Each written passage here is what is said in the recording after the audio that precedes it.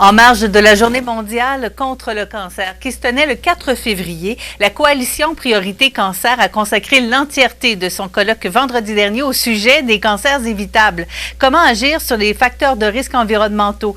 Eva Villalba, elle est directrice générale de la coalition Priorité Cancer au Québec. On va en savoir davantage en sa compagnie ce matin. Bonjour. Bonjour. Madame Villalba, tout d'abord, c'est quoi un cancer évitable? En fait, quand on parle des cancers évitables, il y en a plein, la majorité qu'on peut pas éviter, comme qui sont génétiques ou qu'on connaît même pas les sources. Et il y en a d'autres qu'on peut éviter, comme on pense souvent au tabagisme, à l'embonpoint. Mais nous, on s'est concentré vraiment sur les cancers qui sont évitables si on prend certaines mesures sur des facteurs de risque environnementaux qui viennent de notre environnement. On n'a pas le choix d'habiter dans certains lieux. Puis là, on parle vraiment de radon, de pollution de l'air, la terre et l'eau, incluant les pesticides, des rayons UV aussi. Donc, si on agit sur ces facteurs de risque-là, si on sensibilise la population, puis si on travaille en amont, en prévention, on peut réduire de beaucoup les cancers qu'on ne devrait pas avoir, en fait. Vous avez parlé de pesticides, entre autres. Est-ce que la région de Chaudière-Appalaches est particulièrement touchée par ce genre de cancer-là? Toutes les régions qui sont fortes en agriculture peuvent être touchées. Et c'est pas juste les agriculteurs eux-mêmes, mais aussi les populations alentours. Heureusement, au Québec, comparé à d'autres places comme aux États-Unis, on peut penser ou des pays en voie de développement qui utilisent encore des pesticides qui sont extrêmement dangereux. Tous ceux qui sont extrêmement dangereux, on les a déjà bannis au Québec. Par contre, il existe encore Amazon, puis Alibaba, puis d'autres façons d'obtenir ces pesticides un peu plus dangereux qui sont moins bien réglementés. Mais en fait, ce qu'on souhaite, c'est vraiment de sensibiliser les gens au fait que oui, il y a un lien entre les pesticides et certains cancers. On voudrait que les agriculteurs ils puissent avoir accès à la CNSST pour avoir leur cancer reconnu comme maladie professionnelle, un peu comme on a déjà fait avec les pompiers et certains cancers, par exemple. Comme l'amiante. Donc, c'est là où on veut vraiment aider, oui, les agriculteurs, mais aussi les populations à être plus sensibilisés, puis à réduire notre utilisation des pesticides le plus possible, puis de les remplacer avec des alternatives plus saines pour la population. Est-ce qu'il existe déjà ces alternatives-là? Bien sûr, il existe des alternatives quand on pense à la culture biologique ou on fait des alternatives qui sont plus naturelles. Par contre, c'est cher. On doit appuyer quand même les agriculteurs dans cette transition vers une autre forme de cultiver. Donc, c'est vraiment un changement de culture. Puis, ce qu'on veut, c'est vraiment pousser le gouvernement à être plus transparent, à faire plus de recherche en santé publique, de faire le lien entre ces produits chimiques et les cancers qui sont fort probables avec l'utilisation et d'aussi protéger les travailleurs avec des vêtements de protection, qu'on continue à faire de la formation des travailleurs, mais vraiment qu'on teste la qualité de l'eau, de la terre et des seuils, là, des terres oui, pour s'assurer qu'on a vraiment protégé la population. Qu'est-ce qu'on peut retenir de votre colloque? Parce que je vois que vous aviez toute une brochette d'invités vraiment intéressantes. Oui, absolument. Bien, premièrement, le cancer le plus facile, entre guillemets, de réduire, c'est un qui a doublé dans les 15 dernières années, c'est le cancer de la peau. Annuellement, on a 30 000 Québécois et Québécoises qui ont le cancer de la peau. On pense que c'est banal, mais en fait, ça défigure, puis ça peut même tuer. Puis ça, il y a plus que 1,4 million de travailleurs extérieurs. Là, si on faisait juste les protéger, pas juste avec la crème solaire, mais avec des vêtements de protection, déjà, on pourrait éviter ce cancer-là qui est 90% évitable, le cancer de la peau. La deuxième chose, c'est le radon. On trouve le radon partout au Québec et au Canada, mais des 3000 cas de décès qui sont causés par le radon au Canada, c'est 1/1000 cas qui sont au Québec. Donc, déjà, juste de se procurer un détecteur de radon dans notre maison, il y a des choses qu'on peut faire pour protéger notre maison. Il y a des programmes en place pour faciliter ça. Donc, vous pouvez vous en procurer un sur le site web de l'Association pulmonaire du Québec. Et ça, déjà, on peut diminuer le taux. Il y a 18% des demeures au Québec qui ont du radon, puis on sait que ça cause le cancer chez les fumeurs, mais aussi chez les non-fumeurs. Donc ça, c'est 2 éléments.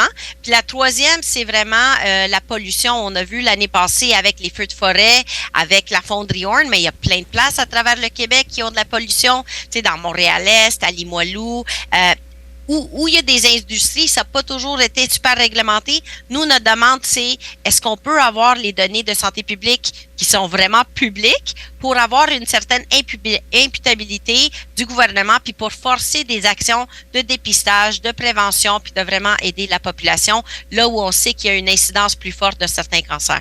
Quand vous parlez de la pollution, est-ce qu'on pourrait rentrer le fameux smog là, qui nous a assailli beaucoup l'été dernier?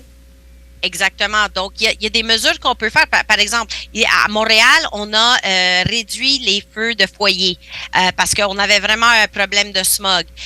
On pense au changement pour les voitures électriques. Il y a plein de petits éléments. Puis aussi, on a vu que certaines industries ont eu des exemptions dans leur taux de pollution. Donc, on exige vraiment reviser tout ça pour prioriser tout le temps la santé des populations.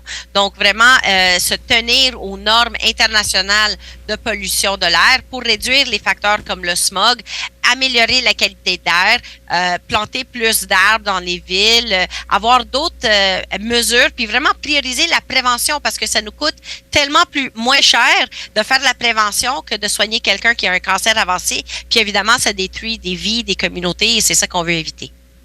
Votre organisation, la Coalition Priorité Cancer, j'imagine, s'adresse beaucoup aux spécialistes, bien sûr, pour faire changer les mentalités. Quand vous en parlez au public, à monsieur, madame, tout le monde, est-ce que vous remarquez un changement au niveau de la réaction? Est-ce que de plus en plus les gens sont conscientisés? Je pense que oui. En fait, nous, on vise vraiment à influencer les décideurs pour qu'on ait un impact sur les politiques publiques. On travaille avec les professionnels de la santé, mais aussi avec des organismes communautaires. On en a plusieurs dans votre région, dans Chaudière-Appalaches, par exemple. Donc, c'est eux qui nous aident à conscientiser puis à vulgariser ces enjeux-là. Puis oui, quand on parle aux gens, puis on dit, ben, en fait, si on fait telle et telle chose, vous allez pouvoir protéger votre famille, votre communauté. Les gens sont vraiment prêts à faire des petits pas. Puis évidemment, c'est plus facile de prévenir que d'agir sur un cancer qui est très avancé. Puis là, on est tous déboussolés. Puis c'est vraiment plus difficile. Donc, les gens sont prêts à adopter des saines habitudes de vie, oui, mais ici, on parle vraiment de facteurs qui sont un peu en dehors de notre contrôle, mais on peut agir, puis on peut mieux accompagner ces gens-là qui ont ces cancers. Et vraiment, ce qu'on veut, c'est que les prochaines générations n'aient pas à se battre contre ces cancers évitables.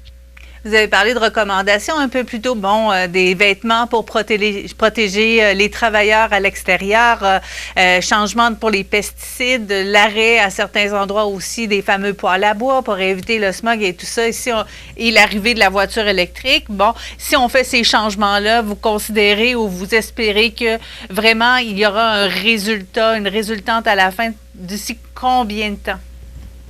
En fait, en France, ils se sont dotés d'un plan sur 10 ans pour lutter contre le cancer. Et c'est ce qu'on demande ici au Québec aussi, parce qu'on n'en a pas, contrairement au reste du Canada d'ailleurs. Et eux, ils se sont donné un objectif spécifique de réduire de 30% les cancers évitables en 10 ans. Donc, c'est faisable, c'est absolument faisable si on regarde juste le cancer de la peau qui est 90% évitable. Donc ça, déjà, on pourrait avoir une réduction de 30%. Si on protège nos maisons contre le radon, c'est 1000 cas par année. Saviez-vous qu'il y a juste 300 cas de décès qui sont dus au dioxyde de carbone dans les maisons, mais on a des détecteurs pour ça. Pourquoi pas avoir des détecteurs de radon dans toutes les maisons si on sait qu'il y a 18% des maisons au Québec qui en ont? Donc, des petites mesures comme ça pour agir, puis pour pas attendre que ça devienne trop aggravé, ça peut vraiment avoir un impact. Et c'est ça qu'on veut faire, c'est vraiment agir en amont parce que notre système n'est pas illimité. On peut pas continuer à avoir des explosions de cancer comme on voit, puis on veut mieux soigner notre population.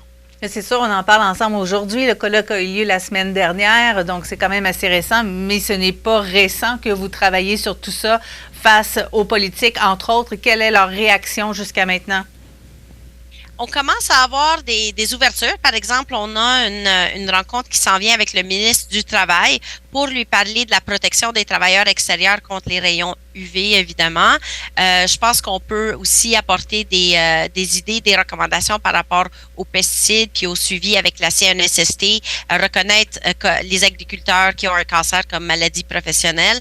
Donc, il y a des ouvertures au niveau du gouvernement là-dessus. On avait Dr Arruda de la santé publique avec nous à notre colloque vendredi passé. Il y a aussi une ouverture à travailler avec eux. Par exemple, on va bientôt commencer à faire du lobbying pour bannir les cabines de bronzage, comme c'est déjà le cas au Brésil et en Australie. Il y a zéro raison pourquoi il n'y a pas de valeur ajoutée ici au Québec, puis on sait que ça cause le cancer. On l'a déjà banni pour les moins de 18 ans, mais si on les utilise avant l'âge de 30 ans, on a comme un risque est augmenté de 70% d'avoir un cancer qui est pourtant évitable.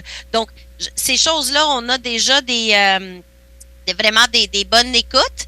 Même dans les groupes d'opposition, ils sont prêts à nous appuyer dans ces démarches. Donc, il y a vraiment un consensus que si au moins on commençait à réduire, si les cancers qu'on pouvait réduire, on aurait déjà une longueur d'avance là sur cette maladie qui détruit tellement de vies, tellement de communautés. Et puis ensemble, je pense qu'on peut vraiment prendre des actions qui font une grande différence. Merci beaucoup, Eva Villalba. Elle est directrice générale de la coalition Priorité Cancer au Québec. Merci de vous soucier de nous. Merci à vous. Bonne journée.